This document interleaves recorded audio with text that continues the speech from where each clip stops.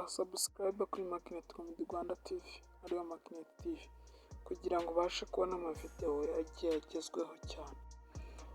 Abantu benshi cyane bakunda gukina video z'ibishegu zerekana imyanya y'ibanga mu buryo butari bwiza kugira ngo babashe kubona views nyinshi kugira ngo channel zazo zibashe kumonetiza.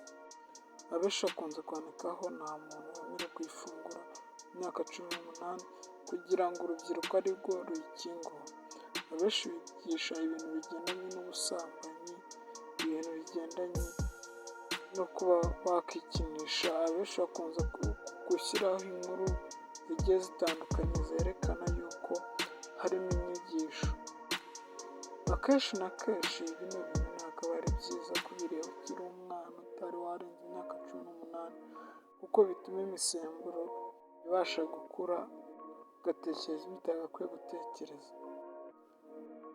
Muri make mu bintu byinshi tutarondoyemo hamwe habe na gake kuri ino video turi kubona yerekana imyanya y'ibanga.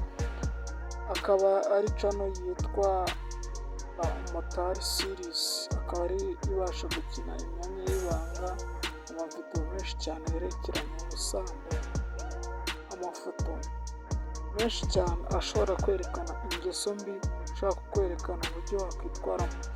Akenshi na kenshi hari abakoresha amavideo bashaka kugira ngo babone views, subscribe kugira ngo bajijishe abaturage bakigera kuri YouTube channel. Abenshi bakunze gukoresha zino video kugira ngo babashe kumvisha neza abantu ibyo bakora, ibyo babona kugira ngo bakunde kubivuga. Hari umukobwa bita Jacqueline Clement wakinaga izo video yerekeranye imyanya y'ibanga.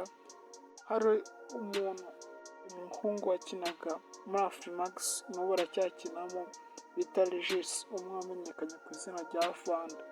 Yakundanye n'umukobwa ariko yigeze gusanga abakora ibintu by'amavideo nawe kugira ngo abashe kugira kwamamara mu gihe gito barashwana.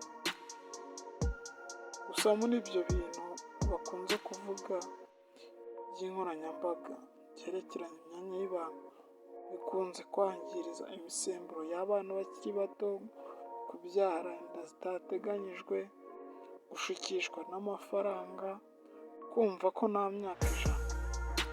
Ibyo ntabwo byagakwiye kuba bimeze uko. Murakoze.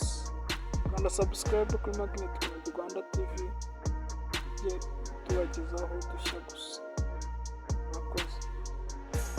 Ciao ciao.